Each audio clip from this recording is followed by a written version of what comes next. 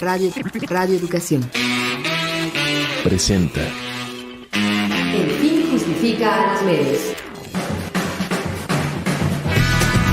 De las rotativas a la fibra óptica. Radio, prensa, televisión, internet.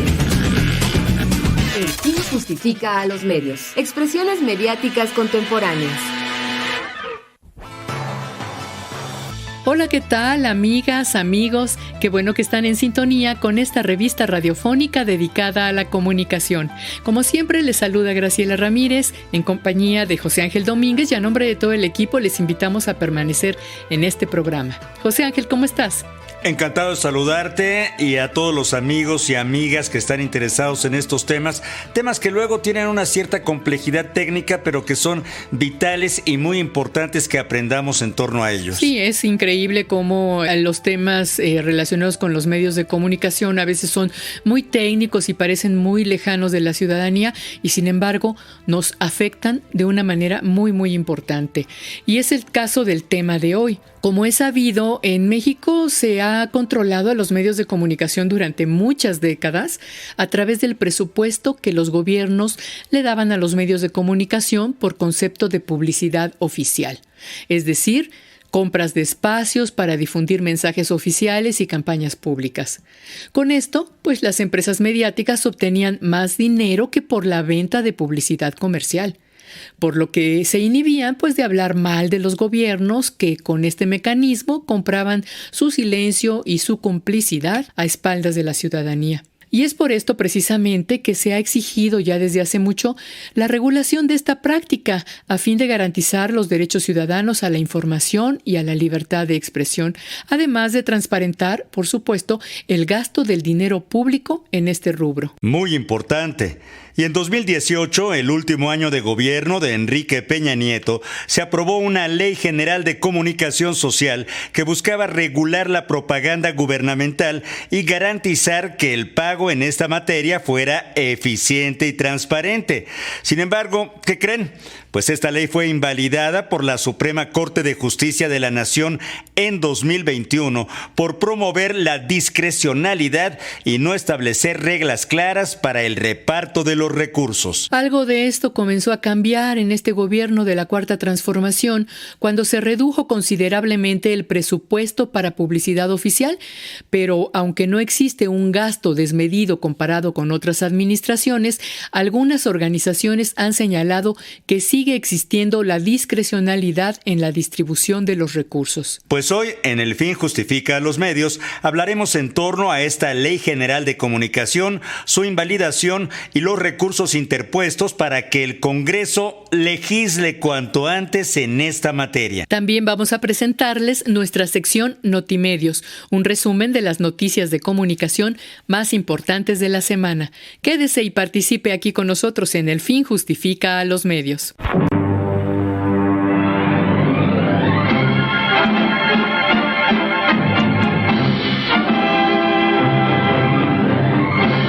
¡Qué música esta! Música del pasado, pero que también pervive en el presente, mi querida Graciela. Así es, un día como hoy se estrenó la película Los Gavilanes. La música que estamos escuchando es de Manuel Esperón, de la película Los Gavilanes, que fue estrenada el 10 de febrero de 1956, con Pedro Infante como protagonista. Escuchemos.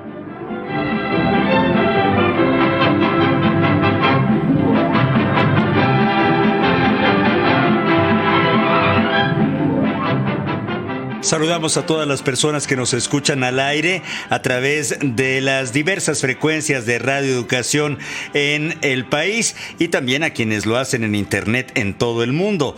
Un abrazo fraterno a aquellas personas que nos escuchan a través de nuestras emisoras hermanas.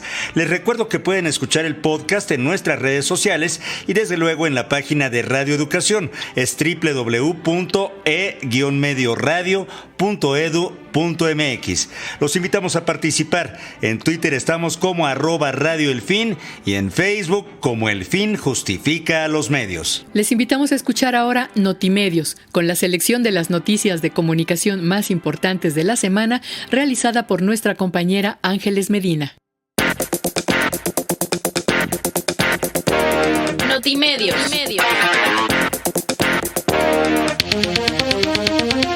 En Mexicali, Baja California, fue asesinado Marco Ernesto Islas Flores, hijo del periodista Marco Antonio Islas Parra del portal Zona Norte Noticia y sobrino de Víctor Islas Parra, director de la agencia de noticias La Estampida de los Búfalos. Marco Ernesto Islas recibió 4 impactos de bala afuera de su domicilio. Por estos hechos, la Fiscalía de Baja California detuvo a un hombre identificado como Yoxar Fidel, de 25 años, como presunto responsable del homicidio. Marco Antonio Islas dijo que su hijo dirigió el portal Notiredes Mex y fue comunicador hasta octubre de 2019, pero señaló que dejó el oficio debido a que le indignaban muchas cosas, por lo que lamentó que este crimen quede como una estadística más.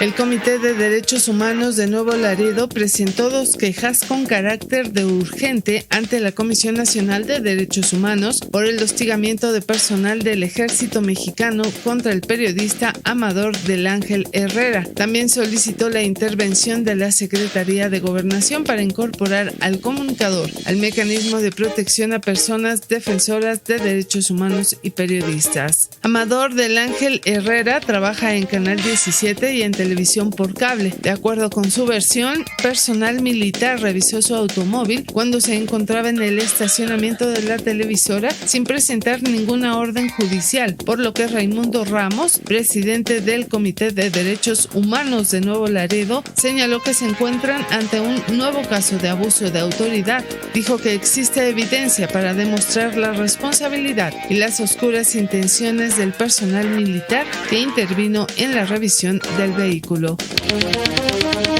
El presidente Andrés Manuel López Obrador afirmó que en México no habrá impunidad ni protección para nadie, esto en referencia a los crímenes contra periodistas cometidos en Baja California y Veracruz. En este contexto, el mandatario pidió a los integrantes de su gabinete de seguridad presentar un balance de las indagatorias de estos crímenes. Hay que decir que en el caso de Lourdes Maldonado, el presidente Andrés Manuel López Obrador confirmó la detención de 3 presuntos responsables del homicidio de la periodista y aseguró que las investigaciones continuarán hasta dar con todos los responsables de este crimen. El presidente Andrés Manuel López Obrador arremetió contra la periodista Carmen Aristegui al señalar que ha engañado durante mucho tiempo, además de que mantiene con sutileza una máxima del AMPA del periodismo de que la calumnia cuando no mancha tizna. Esto luego de que la periodista declaró que la casa del hijo mayor de López Obrador era el equivalente a la Casa Blanca de Enrique Peña Nieto. Ante estos dichos, el mandatario dijo que Carmen Aristegui ha simulado y engañado por años con ser la paladina de la libertad y advirtió a la gente que tenga cuidado. En respuesta, Carmen Aristegui defendió su trabajo periodístico y afirmó que el presidente se ha referido a ella de manera muy agresiva. Dijo que al parecer el mandatario no se percata de que detenta un enorme poder y que sus dichos ponen en riesgo a los comunicadores, además de que dañan su reputación, trayectoria y credibilidad. Por ello, lamentó que el presidente decida usar los recursos públicos como el Palacio Nacional y su propio tiempo para agredir a periodistas. El Pleno de la Sala Superior del Tribunal Federal de Justicia Administrativa confirmó la resolución del Servicio de Administración Tributaria que obliga a la empresa de comunicaciones Pegaso, propiedad de Telefónica Movistar, a pagar 4.442 millones de pesos por concepto de impuestos atrasados, actualización, recargos, multa por contribución omitida y multa de fondo por declarar pérdidas fiscales derivadas de una fusión en 2014.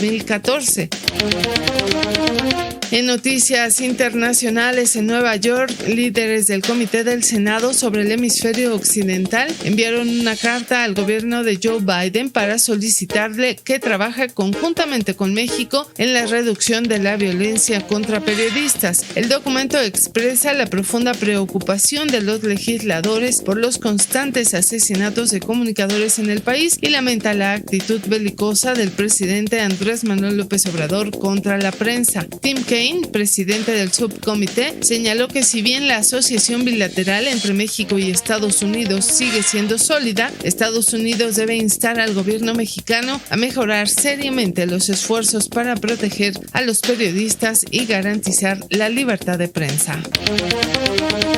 Se desploma en más de $200,000 millones el valor de mercado de Meta, la compañía que engloba a Facebook, Instagram y WhatsApp en la bolsa de Nueva York. Se trata del mayor derrumbe de la cotización bursátil de una empresa estadounidense en un solo día, y en términos comparativos, el monto de la pérdida es similar al tamaño de la economía neozelandesa. Hasta aquí las noticias de comunicación más importantes de la semana. Le invitamos a que consulte la sección completa en nuestras redes sociales. La invitación está hecha para que consulte Notimedios, para que esté enterado. Lo puede hacer en nuestras redes sociales. Recuerde, el fin justifica a los medios. Y de verdad que nos da muchísimo gusto tener noticias de nuestros y nuestras radioescuchas. Hay comentarios al programa del 3 de febrero del 2022 que tuvo que ver con el foro, los 20 años de la Asociación Mexicana de Derecho a la Información. Ferrari Alf nos dijo que fue un excelente programa. Dice que es importante conocer nuestros derechos en cuestión de información. Felicidades a la MEDI y gracias a El Fin Justifica a los Medios por difundir estas conferencias. Muchas gracias. Claudia Segura, quien es una profesional de la radio, y le enviamos saludos, dice 20 años de AMEDI, qué gustazo. Juan Manuel Olvera nos hace un comentario respecto al programa del día 27 de enero con el tema de adicción a las redes digitales y nos dice que este tema siempre será muy polémico, pues los límites y parámetros para catalogar a cierta actividad como adictiva es difícil, pues la vida cotidiana se digitaliza a pasos veloces. Cada vez pasamos más tiempo en redes sociales para informarnos, para entretenernos, para comunicarnos. Ahora con la pandemia, incluso la educación y el trabajo se llevan a cabo en el mundo digital. Así es, toda la razón, coincidimos con Juan Manuel Olvera. Efectivamente, y la invitación es a reflexionar juntos, así que participe con nosotros. En Twitter estamos como @radioelfin y en Facebook como El Fin Justifica a los Medios. Continuamos con nuestro programa. La entrevista. Legislar sobre publicidad oficial.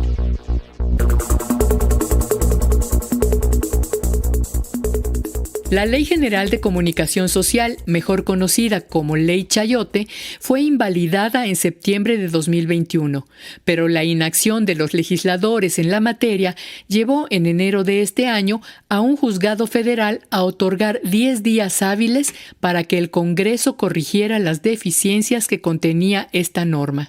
El plazo venció el 24 de enero y ¿qué creen? Seguimos sin contar con una ley de comunicación social que evite la censura indirecta, que salvaguarde la libertad de expresión y el derecho a la información, que regule la publicidad oficial, cosas todas muy importantes de verdad. Al parecer, los legisladores promovieron una prórroga de 60 días para acatar la resolución judicial, pero la pregunta ahora es, ¿qué pasará con la Ley General de Comunicación Social? ¿Será modificada o será una norma más que quede en la congeladora legislativa? Para responder a estos interrogantes, hoy se encuentran con nosotros dos expertos. Damos la bienvenida a Ana Cristina Ruelas, abogada y maestra en Administración Pública y Políticas Públicas por el Tecnológico de Monterrey. Ella se ha dedicado toda su vida y trabajo a la promoción y defensa de la libertad de expresión y el derecho a la información. Actualmente se desempeña como experta independiente en materia de libertad de expresión e información. Bienvenida, Ana Cristina. Muchísimas gracias a ustedes, José Ángel, Graciela, por la invitación. También se encuentra con nosotros Leopoldo Maldonado. Él es el director regional de Artículo 19 en la Oficina para México y Centroamérica. Abogado, maestro en Derechos Humanos por la Universidad Iberoamericana. Leopoldo, te agradecemos tu tiempo y la reflexión que compartes con las audiencias del Fin Justifica a los Medios. Hola, muchas gracias por el espacio y un saludo a su auditorio. Muchas gracias a los dos por estar aquí en este programa, abordando este tema pues tan complicado, pero que finalmente tiene mucho que ver con todas las audiencias, con nosotros, con las ciudadanas y ciudadanos de este país que hemos vivido desde hace décadas, pues una forma de control de los medios que se basa en presupuesto de publicidad oficial que se destina a los medios de comunicación. Pero ¿desde cuándo es esto? ¿Desde cuándo estamos tratando de tener una ley que regule este tema de una manera adecuada? ¿Alguno de ustedes, Ana Cristina, quisiera comentarnos esto? Sí, claro. Creo que algo que tocas muy, muy importante es por qué es importante la regulación de la publicidad oficial, Graciela, y tiene que ver con que históricamente la publicidad oficial, que es el dinero público que se transfiere desde los gobiernos federal, estatal, municipal, desde cada uno de los organismos de Estado a los medios de comunicación, ha sido utilizada para generar verdades, para negar verdades, para maquinar verdades. Y eso es algo que ha lastimado profundamente a la sociedad. Las audiencias finalmente consumen información sesgada por ese dinero público al que alimenta de alguna manera las líneas editoriales de los distintos medios de comunicación. Pensemos que históricamente una de las grandes frases de las que habla esta historia es precisamente una de no te pago para que me pegues, ¿no? Y eso significa que ningún medio muerde la mano que le da de comer, y si pensamos que muchos de los medios dependen directamente del dinero público, pues entonces se van a tener que atener pues a las líneas editoriales que el gobierno fije, y eso es algo pues bastante preocupante porque finalmente estamos viendo información sesgada. Como bien mencionas, esto es algo que no es nuevo, es algo que se ha intentado regular desde el año 2007, cuando se introdujo en el artículo 134 constitucional una prohibición del uso de la propaganda gubernamental para promoción personalizada de funcionarios públicos o para la promoción de partidos políticos.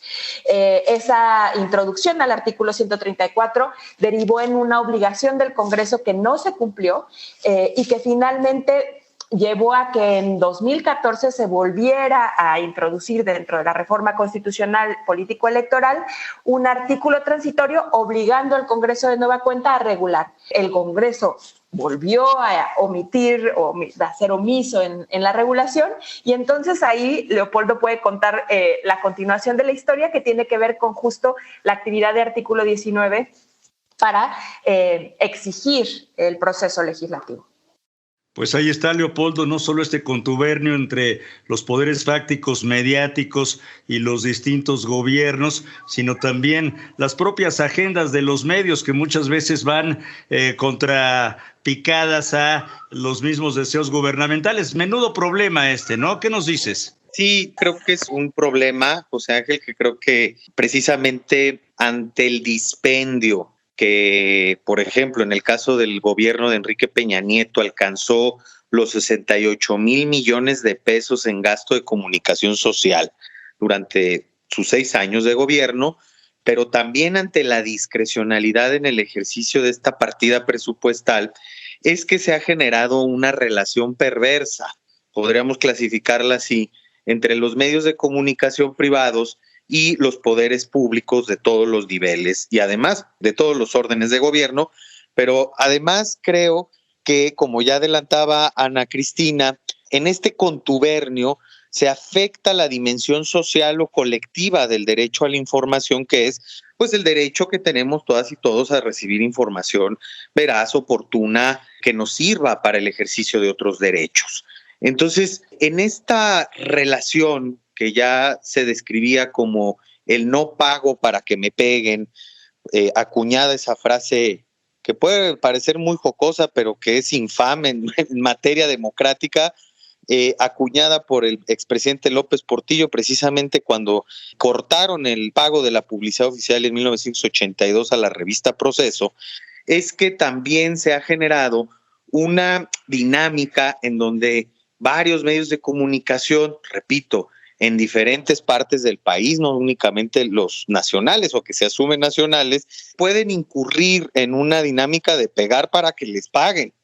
Entonces, evidentemente, esto ha colocado a los propios medios privados en lo que podemos describir como una prehistoria en materia de modelo de financiamiento, porque la excesiva dependencia del dinero público no ha permitido que se avance a nuevos modelos de provisión de recursos financieros.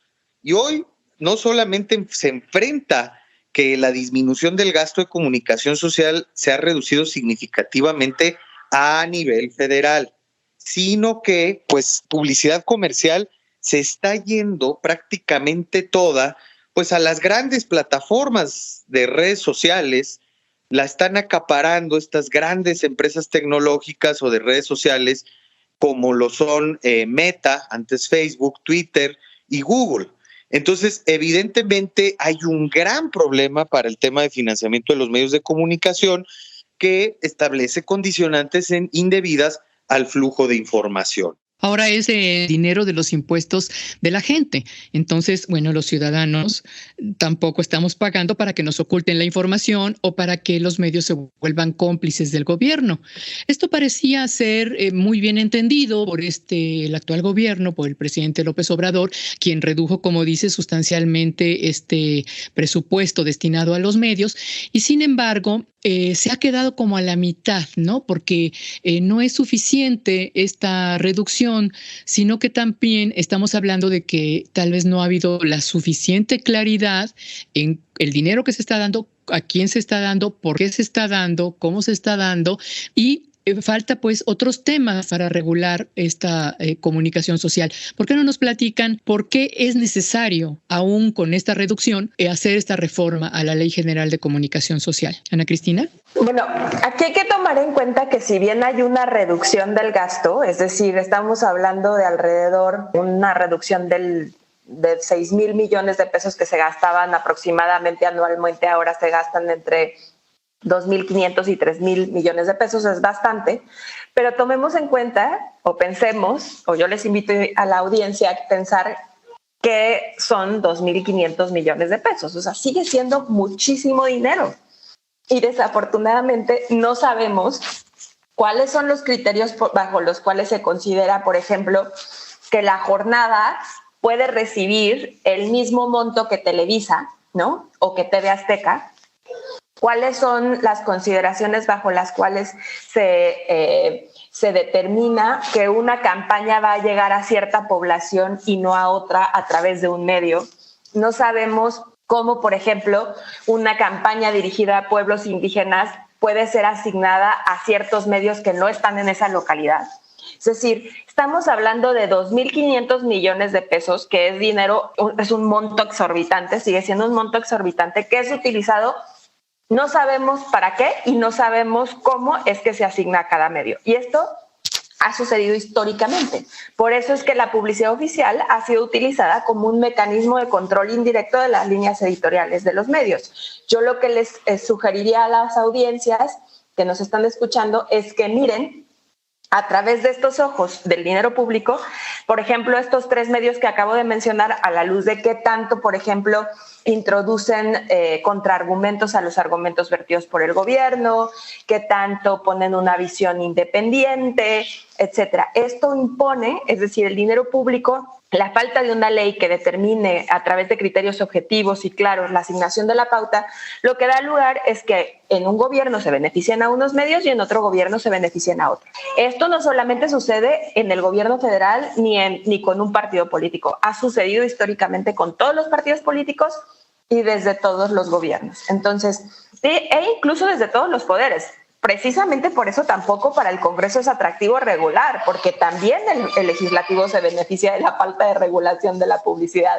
Es decir, todos estos senadores o diputados que finalmente quieren ocupar un puesto después de ese cargo o quieren continuar siendo senadores o siendo diputados o manteniéndose en algún lugar dentro de la política, también ensalzan sus figuras a través del uso de publicidad oficial. Entonces, tampoco les conviene regular la publicidad, porque finalmente lo que supondría esto es, por un lado, mayor transparencia en el gasto, por otro lado, que los medios de comunicación den cuenta de quién les está pagando y por otro lado también que los medios de comunicación dejen la mayor fuente de subsistencia. Es decir, estamos hablando de un posible colapso económico de lo que hoy se conoce como el sistema de comunicación social. Entonces, y de medios, ¿no?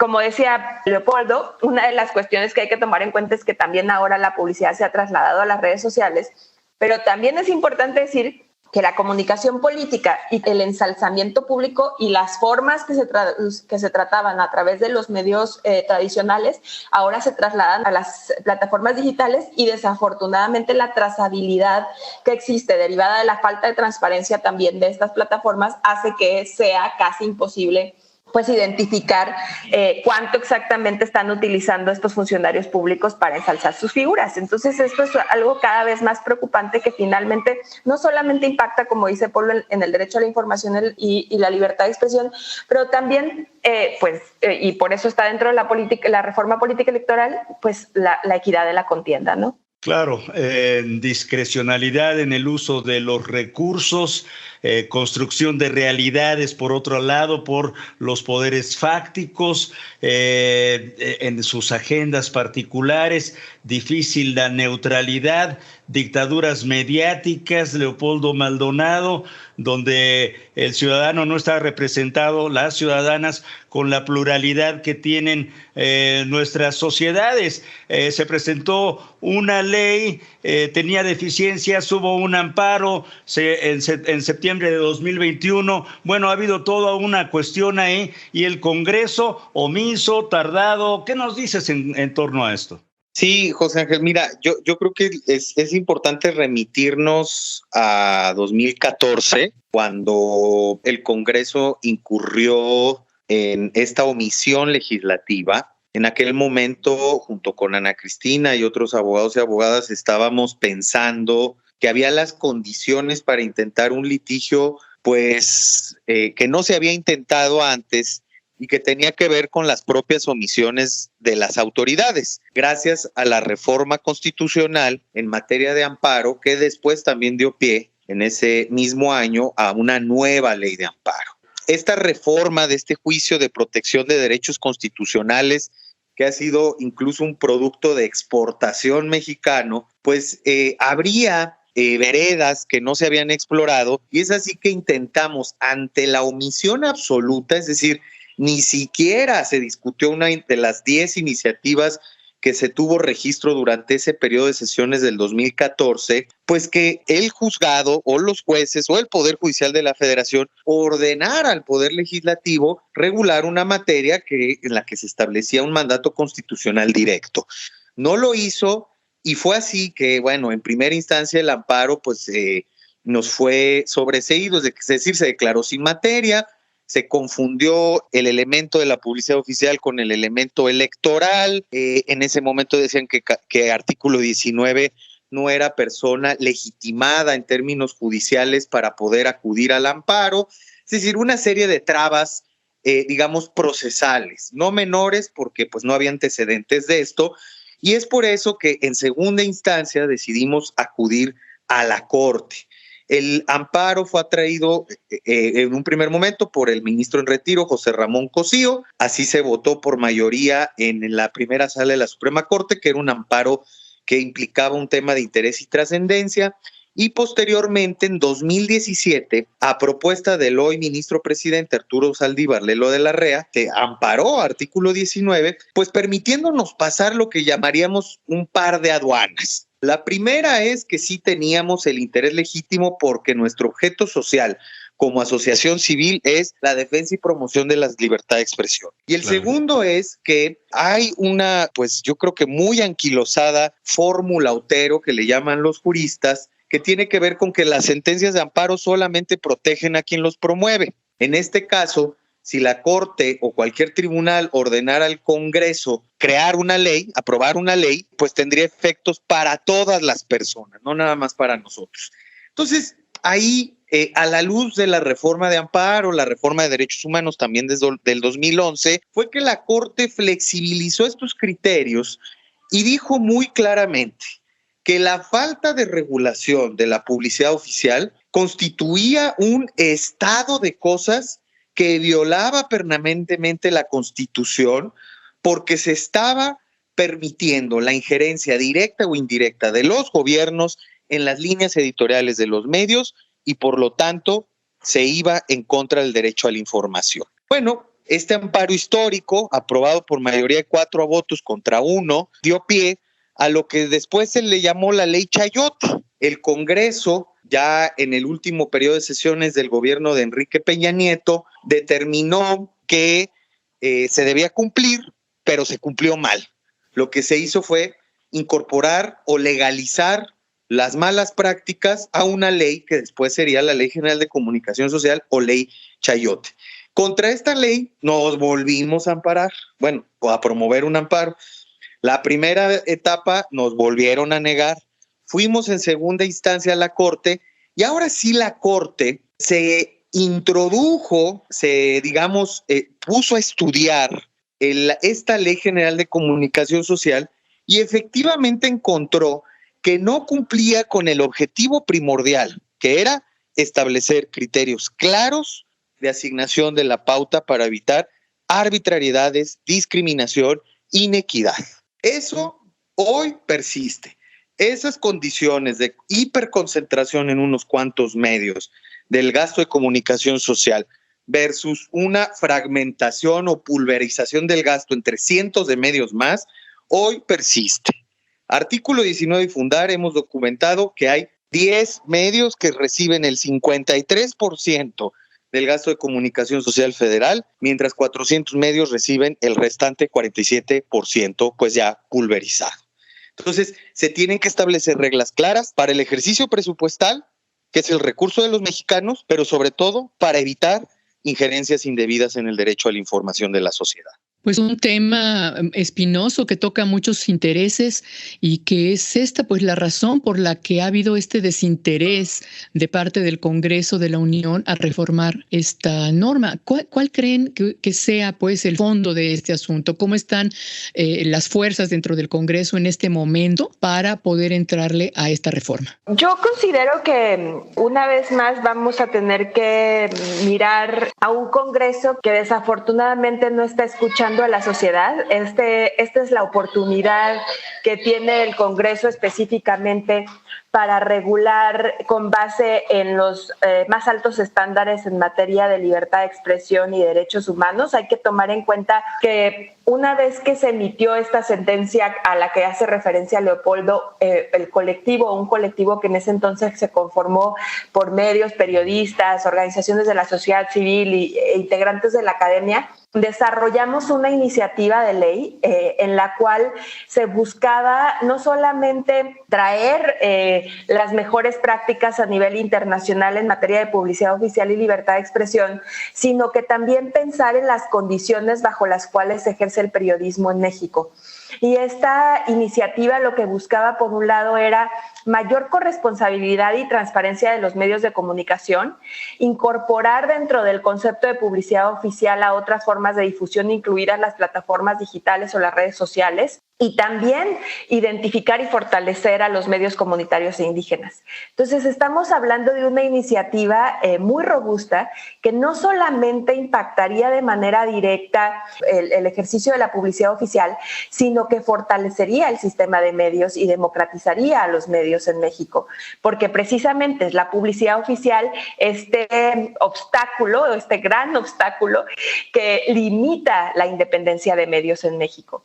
Tenemos otros obstáculos, ¿no? La falta de transparencia en la propiedad de los medios, la falta de igualdad dentro de los medios entre hombres y mujeres, etcétera. Pero específicamente el caso de la publicidad oficial es uno de los que más ha lacerado la independencia de medios en México.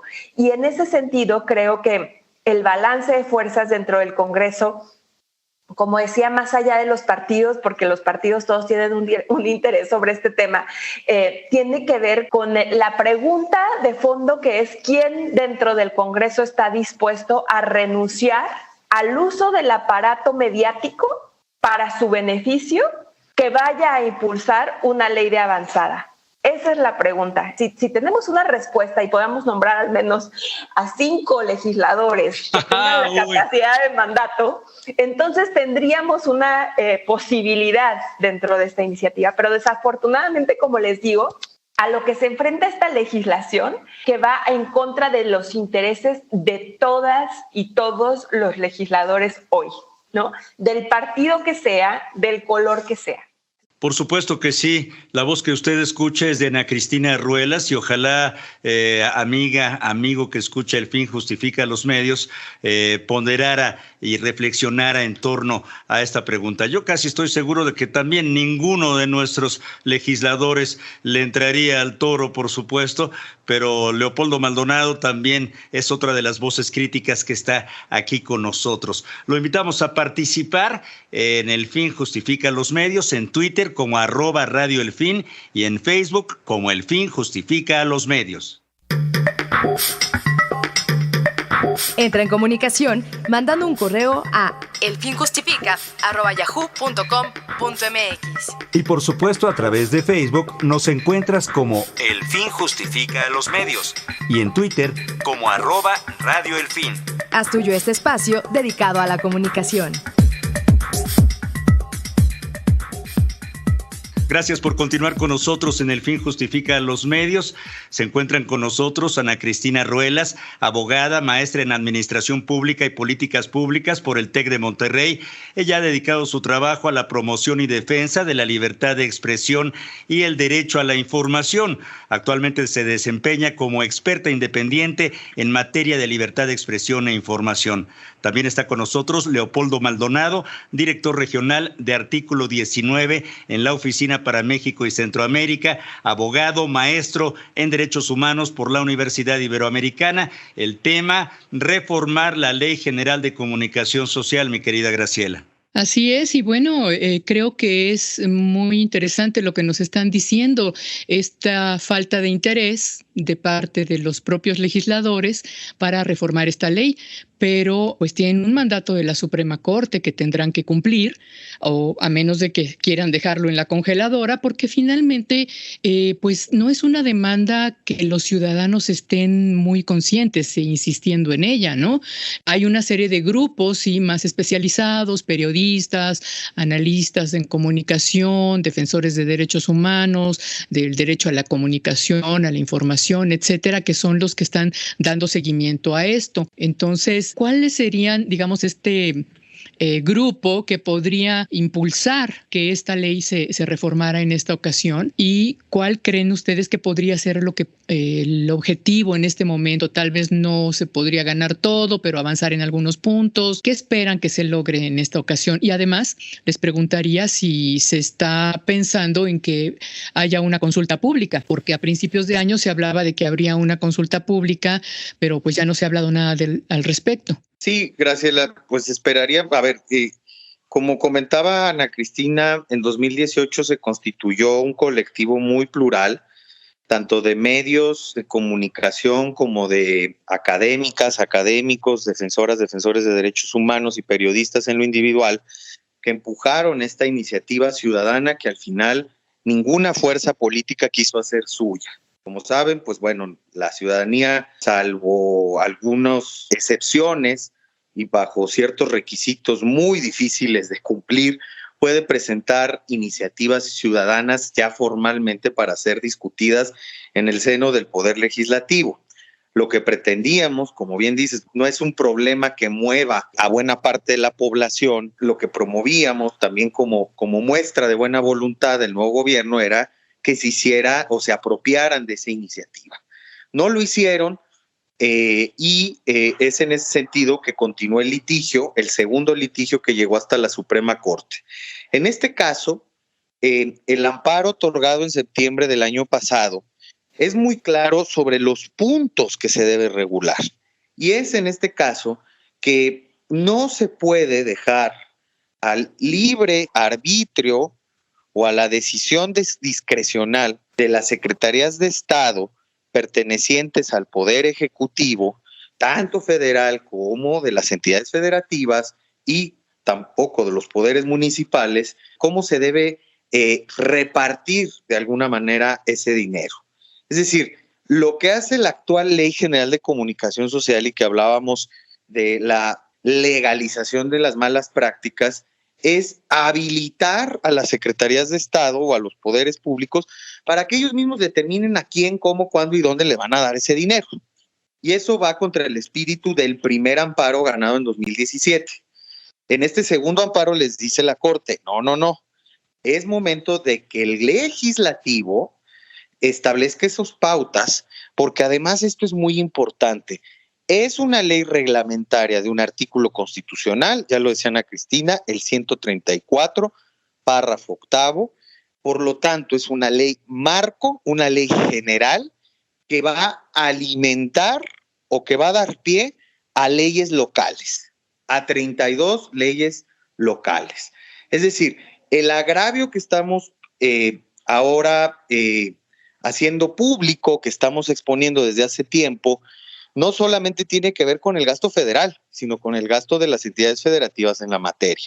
Por eso es muy importante que hagamos conciencia de cómo la población está recibiendo información sesgada a partir de una multiplicidad de condicionamientos, entre los cuales tiene un peso específico la asignación de la publicidad oficial de forma discrecional, lo que le llama la Comisión Interamericana de Derechos Humanos una asignación positiva, es decir, te doy dinero para que hables bien de mí, o una asignación negativa, no toques estos temas porque te voy a quitar el dinero. Esas son las condicionantes que existen hoy en México, pero también en la región, en América Latina.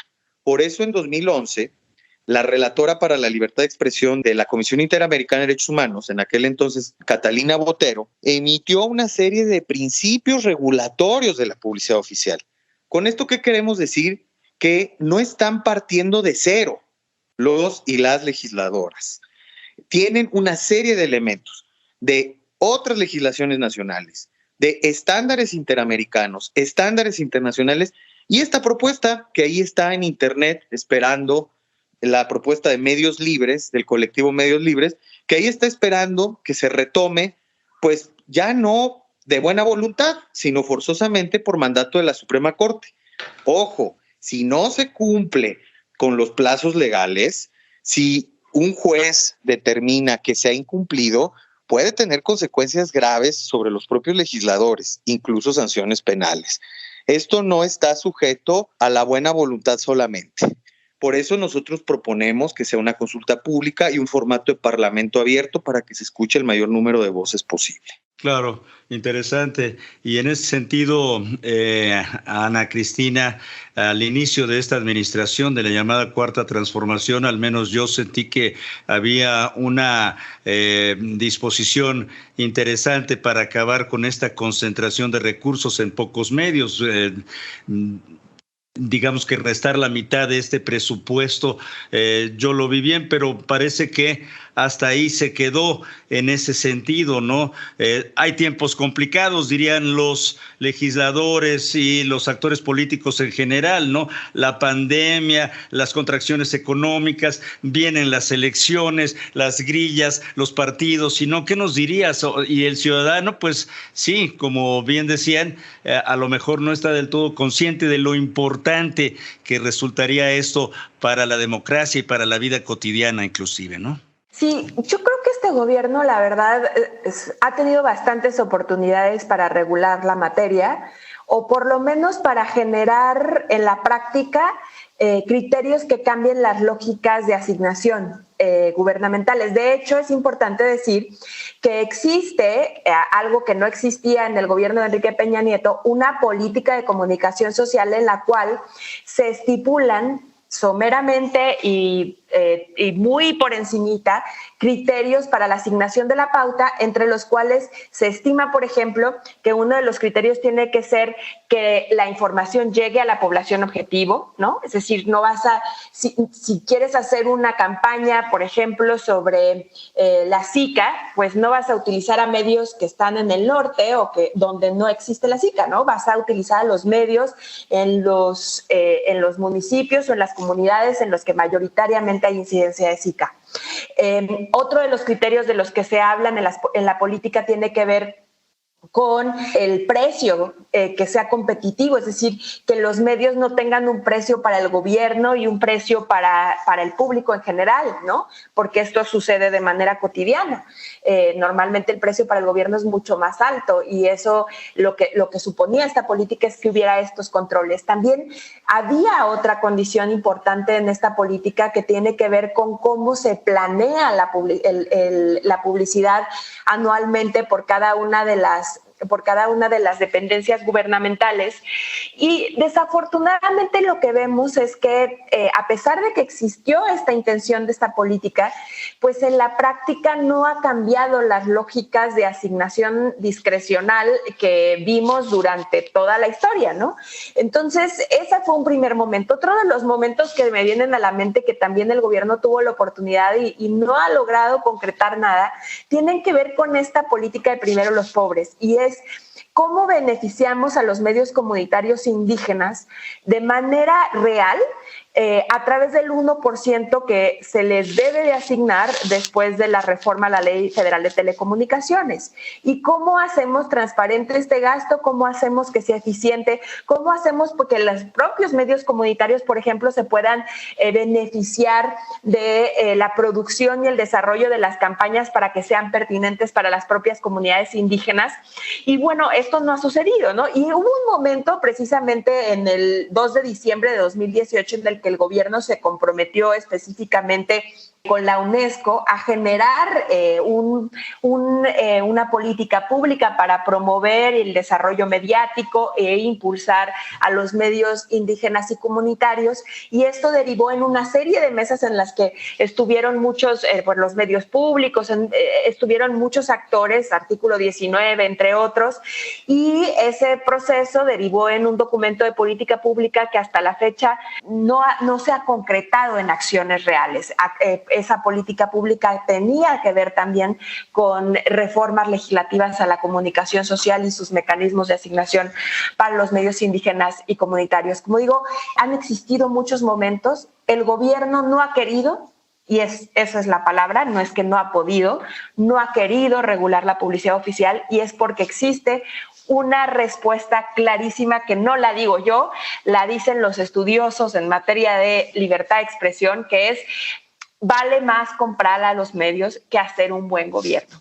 Y esto es algo que ha sido la ley o la regla para muchísimos gobiernos, como he mencionado, de todos los colores y de todos los niveles. Como dices, esto es un recurso, una herramienta, un arma que tienen todos los gobiernos para gobernar. Los medios de comunicación pues son un instrumento de control político muy importante y no es fácil entrarle a este tema, ¿verdad? Pero ¿hasta cuándo se vence el plazo para que el Congreso reforme esta ley de comunicación social? Pues, Graciela, ya se cumplió el plazo el 15 de diciembre. No cumplieron, más bien el plazo ya feneció y los legisladores no cumplieron. Han solicitado una prórroga de manera tardía. Eso habla del desdén que hay por el tema, porque ni siquiera se preocuparon en el momento de informar al juzgado federal qué era lo que estaba pasando.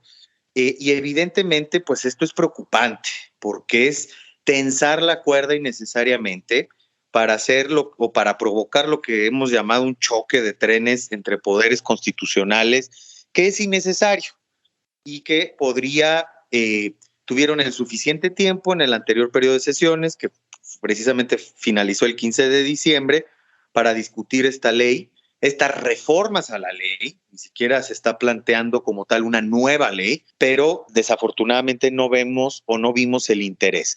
Hoy están pidiendo una prórroga y está en vilo porque pues, el juez no ha determinado si es procedente o no dar esta prórroga hasta el 30 de abril de este año. Y si en todo caso les dieran la prórroga y fueran omisos una vez más, ¿qué harán? ¿Ustedes van a llevar a cabo acciones, Leopoldo, Ana Cristina, o sea, como artículo 19 y por tu parte con otras organizaciones? Creemos que ahí la ley de amparo es muy estricta, parte de las reformas de las que hablábamos de hace ya 11 años, que pues el cumplimiento de un amparo a ser un tema de orden público y de interés público, pues sí establece sanciones muy severas. Ya corresponderá al juez determinar si declara el incumplimiento y manda el expediente a la Suprema Corte para que ésta determine cuáles van a ser las sanciones, que puede ser hasta la separación del cargo acompañada de sanciones penales. Este proceso, pues ya lo llevan, por decirlo de alguna manera, oficiosamente los propios tribunales, es decir, no necesita que nosotros les digamos o les dejemos de decir qué hacer, porque la ley de amparo es muy estricta en materia de incumplimiento de las sentencias de amparo. Ana Cristina, ¿cómo te despides en 30 segundos, por favor? Sí, bueno, yo lo que invitaría a la audiencia es a cuestionar a sus medios y exigirle al gobierno mayor transparencia y claridad sobre la asignación de la pauta. Creo que no nos podemos quedar con una sola versión y es importante cuestionar la información que estamos recibiendo todos los días. Pues Ana Cristina Ruelas, Leopoldo Maldonado, muchísimas gracias por platicar con nosotros para las audiencias de Radio Educación. Seguiremos al pendiente de este tema. Hasta pronto. Muchas gracias. Un abrazo. Un abrazo a ustedes también. Muchas gracias por su tiempo y su claridad. Hasta aquí el programa de hoy. Muchas gracias por su compañía. Los esperamos la próxima semana y recuerde continuar apoyando las medidas sanitarias. Cuídese, cuide a los demás, cuidémonos todos.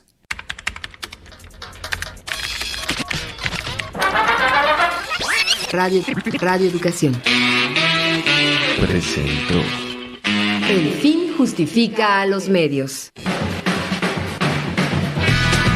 Expresiones mediáticas contemporáneas. El fin justifica a los medios. Luis Oropesa, Miroslava Jasso, Ángeles Medina y José Ángel Domínguez trabajamos con mucho entusiasmo en una producción de Graciela Ramírez para Radio Educación.